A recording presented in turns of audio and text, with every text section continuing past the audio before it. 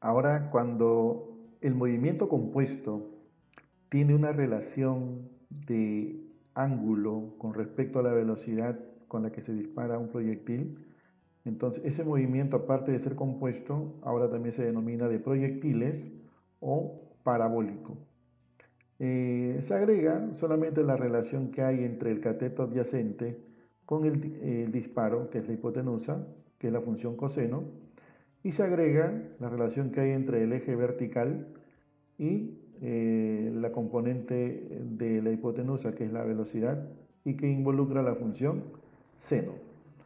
Para toda solución de problema parabólico hay que descomponer el vector velocidad en sus componentes rectangulares, en el eje X y en el eje Y. Aquí, por ejemplo, la velocidad 50 no la voy a utilizar así como está 50. La tengo que descomponer en una velocidad en el eje horizontal y una en el eje vertical. Por ejemplo, velocidad x horizontal es igual a velocidad por el coseno de 37 grados. La velocidad es 50, el coseno de 37, 4 quintos, y tú ya vas a aquí determinar cuánto es ese resultado, 50 por 4 quintos. Ese va a ser el valor de la velocidad horizontal en el eje X. Aquí la velocidad está multiplicada por el seno del ángulo 37 grados. El valor de la velocidad 50 por su componente vertical 3 quintos, que es el seno de 37 grados.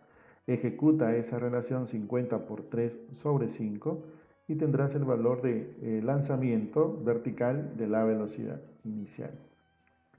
Como me está pidiendo el alcance horizontal, me está pidiendo cuánto es el tiempo que demora en subir y bajar. Pero hay que tener en cuenta que la subida es un tiempo y la bajada es otro tiempo, pero que mide lo mismo. Entonces, el tiempo que demora en subir es el mismo tiempo que demora en bajar. Y el tiempo que demora en subir y bajar es el tiempo que demora en avanzar. Entonces, sencillamente vamos a hallar el tiempo de subir. Y en los métodos escalares, cuando un cuerpo va subiendo, pues el signo de la fórmula es negativo, porque la velocidad disminuye, porque se aleja de la Tierra y tantas cosas que hay que considerar. Entonces, si arriba su velocidad final es cero, habrá alcanzado su altura máxima y habrá subido su máximo nivel. Entonces, hacemos eso. Arriba su velocidad final es cero, voy a hallar el valor de la velocidad en el eje vertical de subida y aquí estoy considerando 10 metros por segundo al cuadrado, la aceleración de la gravedad y el tiempo. Y el tiempo. Por ejemplo, aquí, ¿qué componente va? ¿Va la que hallaste acá, Bx, o va la que hallaste acá, B o Y? Tiene que ir la vertical. Entonces, reemplazas ese dato aquí, ya sabes qué tienes que hacer con menos 10t, a dónde se va. Luego, para despejar t, ya tienes que realizar otra operación sencilla. Una vez que hayas el tiempo aquí, ya sabes que el tiempo que demora en subir es el mismo que demora en bajar. Entonces vas a duplicar el tiempo total. Ese tiempo total va acá. Y ese valor de la velocidad horizontal es lo que obtuviste aquí. Multiplicas esas dos cantidades y ya tienes la distancia. De tal manera que ahora vamos a leer este problema número 9. Hallar el valor de la componente vertical de la velocidad de disparo en A. Ese valor tiene dos componentes, uno en el eje horizontal y uno en el eje vertical. Me está pidiendo cuánto es ese valor de la velocidad vertical. Por ejemplo, aquí, la velocidad horizontal es tal y la velocidad vertical es tal, porque ya me da que tiene un ángulo. Acá no hay ángulo y tampoco conozco el valor de la velocidad. Entonces hay datos que no me hacen viable aplicar lo que hemos hecho anteriormente, pero sí acomodar o adaptar algunas partes.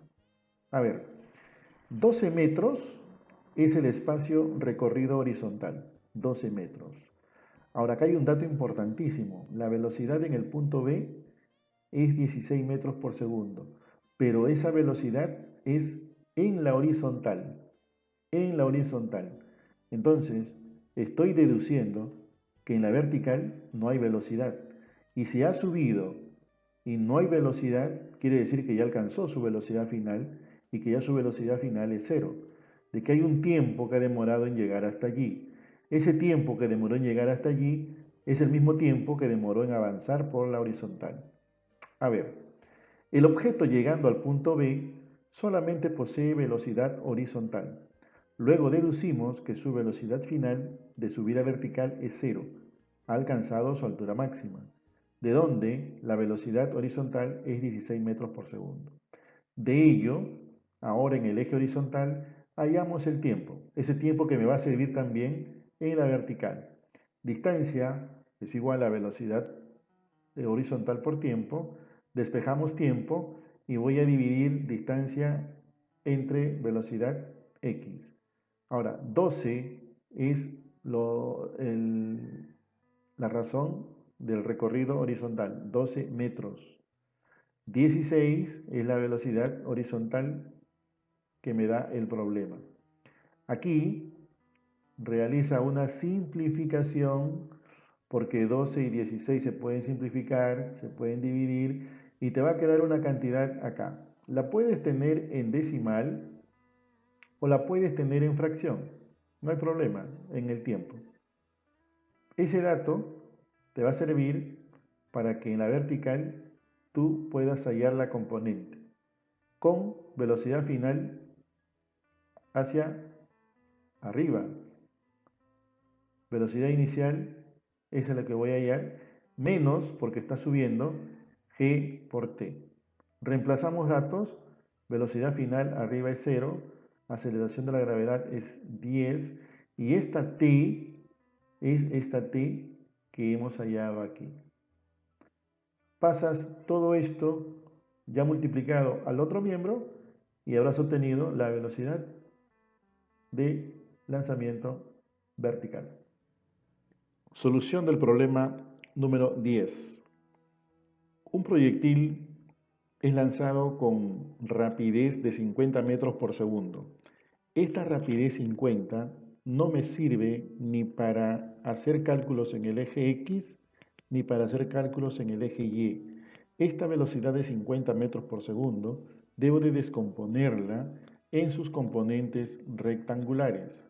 En el eje X, relacionada con el coseno de 37 grados, 50 coseno de 37 grados 4 quintos, y en el eje vertical 50 por el coseno de 37 grados.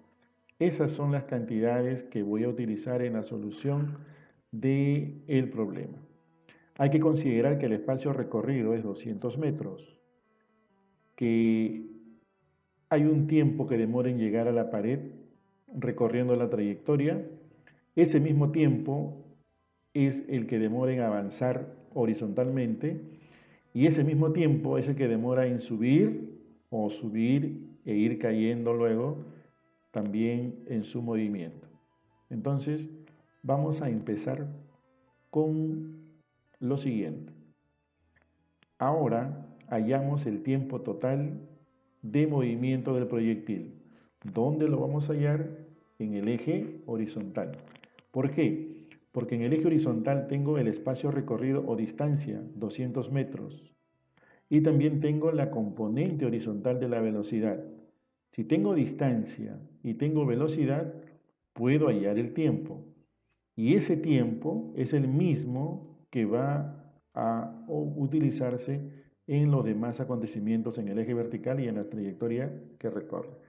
Entonces, solamente ustedes tienen que aquí terminar de multiplicar o dividir y esas cantidades lo llevan a donde se les requiere. Si es en el eje X, será velocidad X, con el coseno relacionado allí. Y si es en el eje vertical de caída libre, será la velocidad inicial vertical, relacionada con la función seno. Entonces, aquí tienes que ya conoces cuánto es la velocidad X. Acá está. Ya conoces cuánto es la distancia, 200, y puedes hallar el tiempo, dividiendo simplemente esas dos magnitudes. Ese mismo tiempo hay que considerar que es el que demora en recorrer toda esta curva. Ahora, la curva no sé si ya está cayendo o si va a caer recién, pero sí sé que es un tiempo el mismo que demora en avanzar de manera horizontal. Entonces, ahora voy a hallar por partes el tiempo que demora en subir y el tiempo que demora en caer. El tiempo que demora en subir y de bajada tiene que ser el mismo tiempo en la horizontal.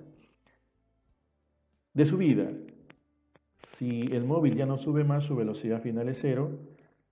De subida tendrá una velocidad, esta de aquí, la que he descompuesto en su componente rectangular, velocidad inicial y, menos g por t. Haciendo una operación sencilla de traslape de términos en la ecuación, vas a hallar el tiempo. Entonces, acá tú tienes un tiempo referencial de todo lo que duró el acontecimiento. Aquí te va a salir quizás un tiempo menor a este. Y si es un tiempo menor, entonces el otro tiempo será el que está cayendo, que va a ser la suma. Estos dos tiempos van a ser la suma de este tiempo. Si aquí, por ejemplo, es 7 y acá es 4, acá tiene que ser 3. Si aquí, por ejemplo, es 10 y acá es 8, acá va a ser 2. Entonces, es muy importante conocer y llevar a cabo esta sustracción. Ahora, ya cayendo, ya subió, ya no sube más, ahora empieza a caer. De retorno, ya tengo una velocidad final, ya la aceleración de la gravedad es positiva, la velocidad inicial arriba es 0 y voy a hallar un tiempo. Aquí es 0, ¿no? Aquí es 0, perdón, aquí es 0. Y acá este tiempo ya sabemos que sale de completar para que sea todo el tiempo total.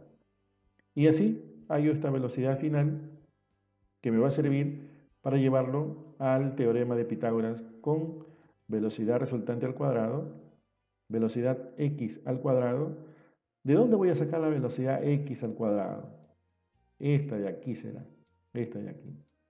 Y la velocidad final y saldrá de aquí. Haces ya tus cálculos operativos y vas a obtener la respuesta. ¿Cuál es la velocidad con que llega a impactar la pared? Hasta una próxima oportunidad.